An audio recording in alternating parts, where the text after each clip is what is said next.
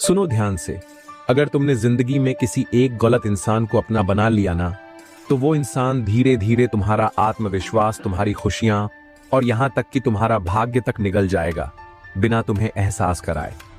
चाणक्य कहते थे, अगर सांप जहरीला हो तो उसे मारना जरूरी है, लेकिन अगर इंसान जहरीला हो तो उससे दूरी बनाना जरूरी है, वरना जहर फैल जाएगा तुम्हारी पूरी सोच में।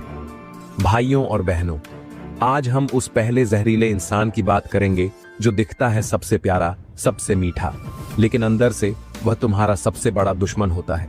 ये वो लोग हैं जो सामने मुस्कुराते हैं, लेकिन पीठ पीछे तुम्हारी जड़ें खोदते हैं। तुमने भी महसूस किया होगा, कुछ लोग हर वक्त स्मार्ट बनकर, मीठा बोलकर तुम्हारे दिल में जगह बनाते हैं, लेकिन ध्यान रखना, हर मुस्कान विश्वास के लायक नहीं होती। चाणक्य ने कहा था, जो इंसान हर किसी का प्रिय बनना चाहता है, वह अक्सर धोखा देने वाला होता है। ये लोग तुम्हारे राज भी जानना चाहते हैं, ताकि समय आने पर वही राज तुम्हारे खिलाफ इस्तेमाल करें। Real life trigger. क्या तुम्हारे साथ कभी ऐसा हुआ है? किसी दोस्त ने तुम्हारा सीक्रेट किसी और को बता दिया? क्या तुमने कभी ऐसे इंसान को अपनापन दिया जिसने बाद में तुम्हें ही शर्मिंदा किया? तो सुनो, ऐसे लोगों को पहचानना सीखो, क्योंकि ये जहर का पहला खतरा होते हैं, और एक बार अगर ये जहर अंदर उतर गया तो बाहर निकलने में जिंदगी निकल जाती है। देखो, एक बात याद रखो, सच्चा इंसान कड़वा बोल सकता है, लेकिन वो तुम्हारा भला चाहता है। झूठा इंसान हमेशा मीठा बोलेगा, लेकिन उसका मकसद सिर्फ तुम्हारा इस्तेमाल करना होता है। इनका मकसद है तुम्हारा भरोसा जीतना, फिर धीरे धीरे तुम्हें कंट्रोल करना, और जब तुम्हें उनकी सबसे ज्यादा जरूरत हो, वहीं ये तुम्हें गिरा देते हैं। कैसे पहचाने ऐसे जहरीले लोग? हर समय तुम्हारी हाँ में हाँ मिलाना। ये कभी तुम्हारे खिलाफ नहीं बोलेंगे, सिर्फ तुम्हारा दिल जीतने के लिए। हर किसी के बारे में बुराई करना। याद रखो, जो इंसान सबके सामने दूसरों की बुराई करता है, वो तुम्हारे सामने भी वही करेगा। हमेशा तुम्हारी तारीफ करना, लेकिन दिल से नहीं। जरा गौर करना, उनकी बातें सिर्फ मीठी लगती हैं, सच्ची नहीं। तुम्हें गिल्ट फील करवाना जब तुम उनकी बात नहीं मानते, ये इमोशनल ब्लैकमेलर होते हैं। अगर ऐसे इंसान से रिश्ता तोड़ दिया तो क्या होगा? शुरुआत में तुम्हें लगेगा, क्या मैंने गलत किया, ये तो अच्छा इंसान था।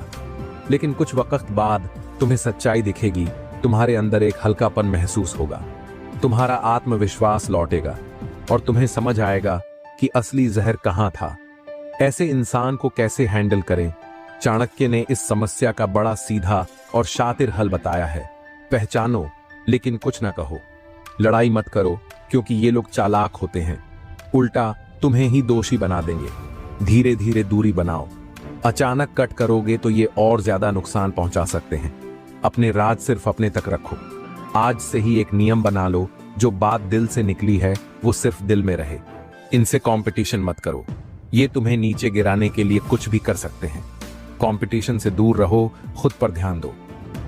एक बार मगध दरबार में एक मंत्री हर वक्त चाणक्य की तारीफ करता था। वो चाणक्य को ज्ञान का सागर, राजा का सबसे वफादार जैसे बड़े बड़े शब्दों से सराहता था, लेकिन चुपचाप वो मंत्री राजा को चाणक्य के खिलाफ भड़काता रहता। जब चाणक्य को यह बात पता चली, उन्होंने कोई शोर नहीं मचाया, बस उस मंत्री की हर चाल पर चुपचाप नजर रखी, और समय आने पर वो सच्चाई राजा के सामने लाए। मंत्री को दरबार से निकाला गया, और चाणक्य ने फिर एक बार सिद्ध कर दिया कि मीठे शब्दों से ज्यादा जरूरी है साफ नीयत। अब गौर से सुनो, हर मजाक हंसने के लिए नहीं होता। कुछ मजाक इंसान को भीतर से तोड़ने के लिए किए जाते हैं। तुमने भी देखा होगा, कुछ लोग तुम्हारी शक्ल, तुम्हारी भाषा, तुम्हारे पहनावे, तुम्हारे काम, हर चीज का मजाक उड़ाते हैं, और जब तुम गुस्सा होते हो तो जवाब क्या मिलता है? अबे सीरियस क्यों हो रहा है? मजाक था यार। लेकिन सच्चाई क्या है? ये मजाक नहीं था, ये मानसिक हमला था।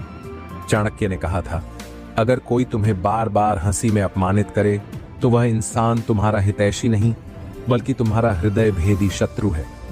ये लोग तुम्हारे अंदर ये विश्वास भरते हैं कि तुम कभी आगे नहीं बढ़ सकते, तुम में काबिलियत नहीं है, और सबसे खतरनाक बात, तुम्हारा आत्मसम्मान धीरे धीरे खत्म होने लगता है। ऐसे जहरीले इंसान के संकेत क्या हैं? तुम्हारी गलतियों को सबके सामने उजागर करता है, ताकि तुम्हें शर्मिंदा किया जा सके। हर बात में मजाक ढूंढता है, लेकिन सिर्फ तुम्हारे ऊपर, ताकि उसकी सुपीरियॉरिटी बनी रहे। तुम्हें कमतर महसूस करवाकर खुद को कूल दिखाना चाहता है। तुम्हारी सफलताओं का मजाक उड़ाता है ताकि तुम कभी फोकस न कर पाओ। भाई, जब तुम हर वक्त ऐसे माहौल में रहते हो जहां तुम्हें हर बार मजाक में नीचा दिखाया जाता है, तो धीरे धीरे तुम अपने ही टैलेंट पर शक करने लगते हो। तुम सोचते हो शायद मैं वाकई बेकार हूं, और यहीं से शुरू होती है आत्मविश्वास की मौत। याद रखना, हर इंसान खुद पर यकीन करके बड़ा बनता है, और यही यकीन अगर तोड़ दिया जाए तो कोई भी महान नहीं बन सकता। चाणक्य की रणनीति, ऐसे लोगों को कैसे जवाब दें, खुद को शांत रखो लेकिन इनकी बातों को हल्के में मत लो। चाणक्य कहते थे, शत्रु से लड़ने से पहले उसे पहचानना जरूरी है। पब्लिक में जवाब दो लेकिन गरिमा के साथ, ताकि अगली बार वो तुम्हें टारगेट बनाने से पहले सोचे। सीमा तय करो, बाउंड्रीज बनाओ। एक दिन बैठो और साफ बोल दो, ये मजाक मुझे पसंद नहीं। ऐसे माहौल से दूरी बनाओ। तुम्हारा दिमाग तुम्हारी सबसे बड़ी संपत्ति है, इसे किसी मजाक में मत गंवाओ। एक उदाहरण, महान व्यक्ति जिनका आत्मविश्वास चुटकुलों से तोड़ा गया था। एक बार एक छात्र स्कूल में हर बार टॉपर होता था, लेकिन उसके क्लासमेट्स हर बार कहते, टॉपर बन के क्या कर लेगा, तू तो नर्ड है, तू तो बस किताबों का कीड़ा है। धीरे धीरे वह छात्र खुद को अलग थलग महसूस करने लगा।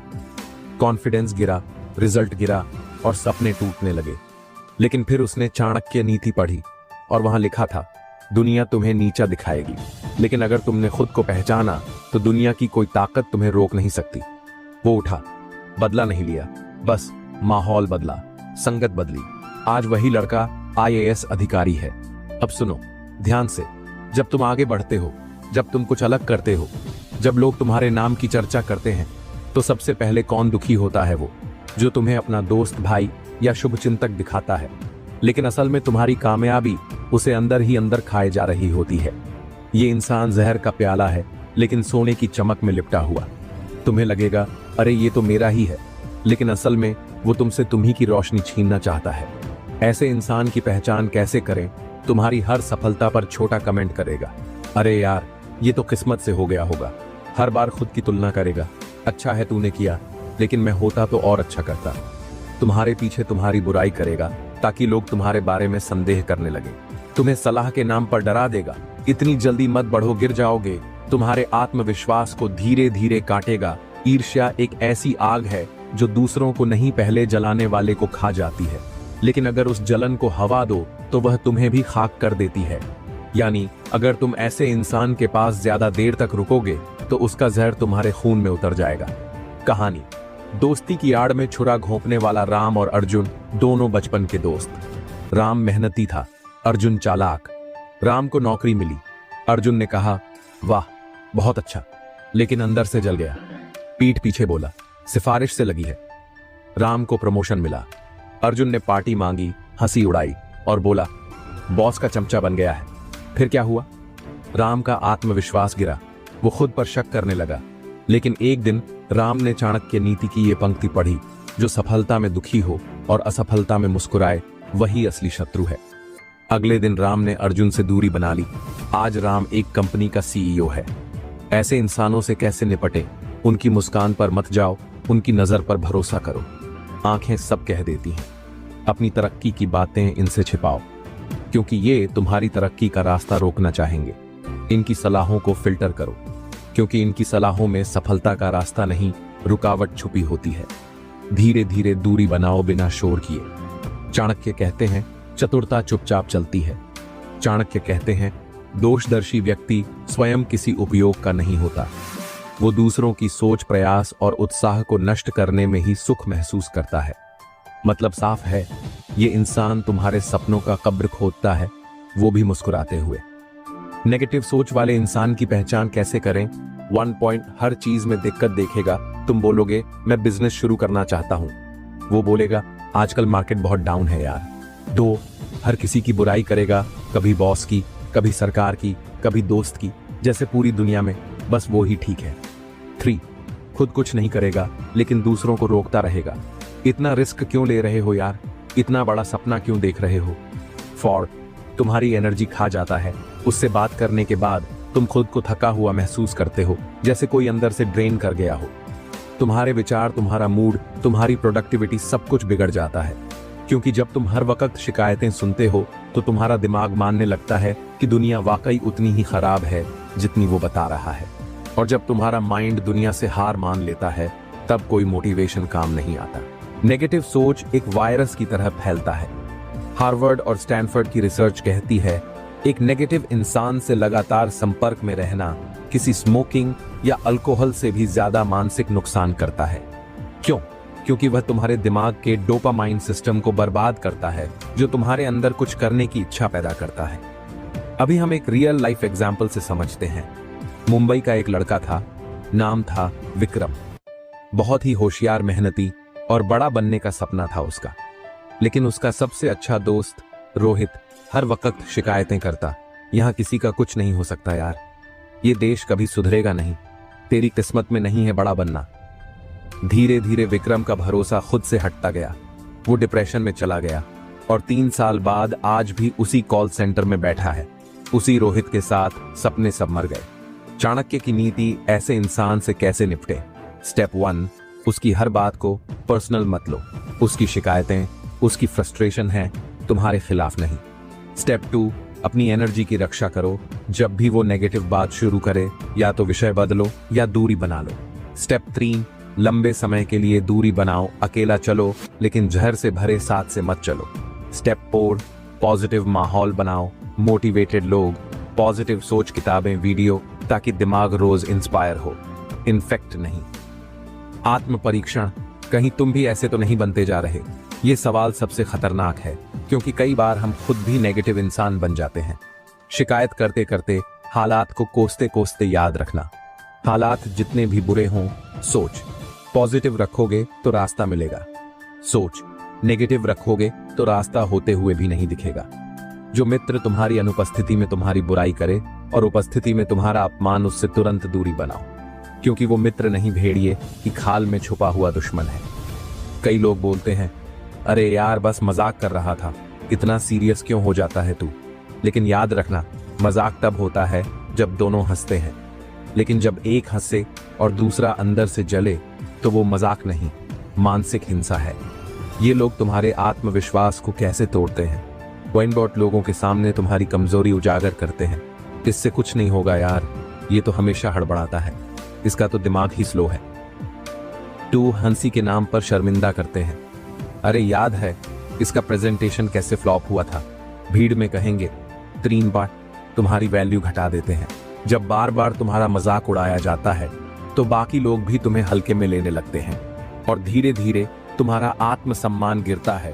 तुम खुद पर शक करने लगते हो और यही होता है मानसिक गुलामी की शुरुआत। साइकोलॉजी कहती है सार्वजनिक स्थानों पर बार बार अपमानित होने से मस्तिष्क के प्रीफ्रंटल कॉर्टेक्स को नुकसान पहुंचता है, जो आत्मविश्वास, निर्णय लेने और पहचान के लिए जिम्मेदार क्षेत्र है। यानी बार बार अगर तुम पर लोगों के सामने छींटाकशी हो रही है तो तुम्हारा दिमाग भी खुद को छोटा मानने लगता है। अभी हम एक रियल लाइफ एग्जाम्पल से समझते हैं।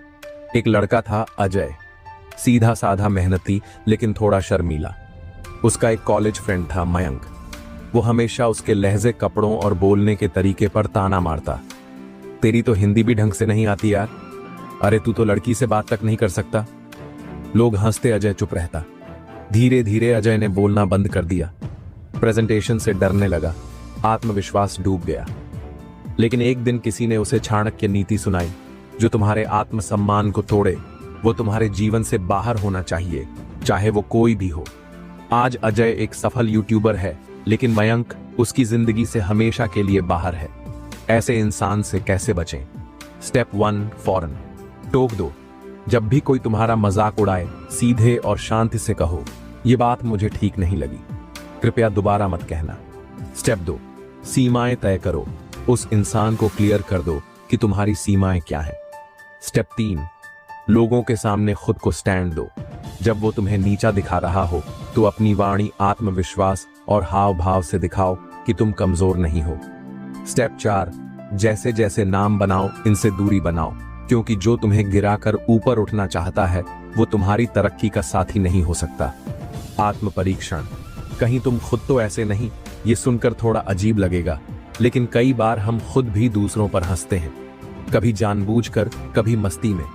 लेकिन याद रखो, दूसरों को हंसी का सामान मत बनाओ, क्योंकि हो सकता है कि तुम्हारी एक बात किसी की आत्मा में जख्म बन जाए। जो हर क्षण अपने दुख की कहानी कहता है, वह व्यक्ति अपने दुखों से नहीं बल्कि दूसरों के मन पर अधिकार जमाने के लिए पीड़ित बनता है।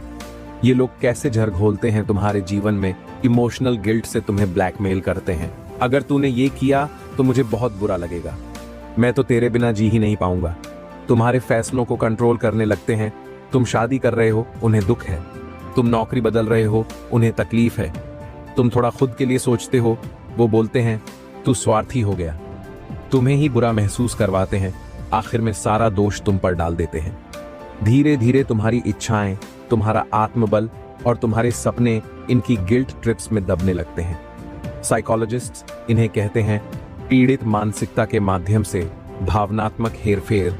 ये लोग हमेशा दूसरों की सिंपैथी पाकर अटेंशन, अफेक्शन और कंट्रोल चाहते हैं। और ये सबसे खतरनाक बात ये है, तुम्हें ये एहसास भी नहीं होगा कि कब तुम अपनी जिंदगी उनके हिसाब से जीने लगे हो। अभी हम एक रियल लाइफ एग्जाम्पल से समझते हैं। सुमित एक बेहद मेहनती लड़का था। उसकी माँ हमेशा कहती थी तू नौकरी करने शहर जाएगा तो मैं अकेली रह जाऊंगी, बीमार पड़ जाऊंगी, मर जाऊंगी। सुमित गिल्ट में आ गया। वो घर पर ही रह गया, लोकल काम करने लगा, सपनों को मार दिया। लेकिन 10 साल बाद माँ एकदम ठीक थी और सुमित वो खुद से नफरत करने लगा था, क्योंकि उसने अपने सपनों की बलि इमोशनली मैनिपुलेटिव गिल्ट में चढ़ा दी। क्या ऐसे लोग सच में दुखी होते हैं या ये एक चाल है? दुख तो हर किसी को होता है, लेकिन जो हर बार सिर्फ दुख दिखाता है और दूसरों को इमोशनली कंट्रोल करता है, वो दुखी नहीं, चालाक है। ये लोग दर्द से नहीं, कंट्रोल के भूखे होते हैं। ऐसे इंसान से कैसे निपटे? स्टेप 1, इमोशनल बाउंड्रीज सेट करो। साफ कहो, मैं तुम्हें समझता हूं, लेकिन मेरी जिंदगी के फैसले मैं खुद लूंगा। स्टेप 2, हर बार दोष अपने ऊपर मत लो। जब वो गिल्ट फेंके तो उसका वजन पकड़ो ही मत। स्टेप 3, एम्पैथी और सिंपैथी में फर्क समझो। किसी के लिए फील करना एक बात है, लेकिन अपनी जिंदगी की कमान उसे दे देना दूसरी। स्टेप 4, नम्र रहो, लेकिन कमजोर नहीं बोलो। मुझे दुख है कि आप ऐसा महसूस करते हैं, लेकिन मैं अपने जीवन के लिए जिम्मेदार हूं। आत्मजांच, कहीं तुम खुद तो विक्टिम बनकर दूसरों को कंट्रोल नहीं कर रहे। यह सुनकर थोड़ा कड़वा लगेगा, लेकिन खुद से पूछो, क्या तुम बार बार अपने दोस्तों, पार्टनर या बच्चों से कह रहे हो तुम्हारी वजह से मैं दुखी हूं? अगर हां, तो खुद को बदलो, क्योंकि दूसरों की जिंदगी गिल्ट से नहीं, ग्रोथ से जुड़ती है। जो दूसरों की सफलता से दुखी होता है, उसका हृदय ईर्ष्या से भरा होता है और वह कभी भी सच्चा मित्र नहीं हो सकता। याद रखो, ईर्ष्यालु व्यक्ति न सिर्फ तुम्हारे रास्ते में कांटे बिछाता है, बल्कि जब तुम गिरते हो तो उसे सबसे ज्यादा सुकून मिलता है। ये जहरीले लोग दिखते कैसे हैं? तारीफ कम, तंज ज्यादा करते हैं। अरे वाह, अब तू भी बड़ा आदमी बन गया, तेरी तो किस्मत ही चमक गई तुम्हारे पीछे। तुम्हारी बुराई करते हैं, दूसरों को बताते हैं कि तुम्हारी सफलता लकी थी, मेहनत नहीं। तुम्हें आगे बढ़ते देख खुद को छोटा महसूस करते हैं और फिर तुम्हें नीचे खींचने की हर कोशिश करते हैं। ऐसी ईर्ष्या क्यों होती है? इसका सीधा जवाब है हीन भावना, इंफीरियॉरिटी कॉम्प्लेक्स। जब कोई इंसान खुद आगे नहीं बढ़ पाता तो वो चाहता है कि कोई और भी ना बढ़े। ऐसे लोगों की सोच होती है, अगर मैं नहीं जीत सकता तो मैं किसी और को भी जीतने नहीं दूंगा। इस जहर का असर तुम्हारे जीवन पर कैसे पड़ता है? तुम्हें बार बार खुद पर शक होने लगता है, शायद मैं वाकई ओवररेटेड हूं। तुम अपनी सफलता एंजॉय नहीं कर पाते। लोग क्या सोचेंगे? तुम गलत लोगों की राय को सच मानने लगते हो और ये तुम्हारा आत्मबल धीरे धीरे खा जाती है।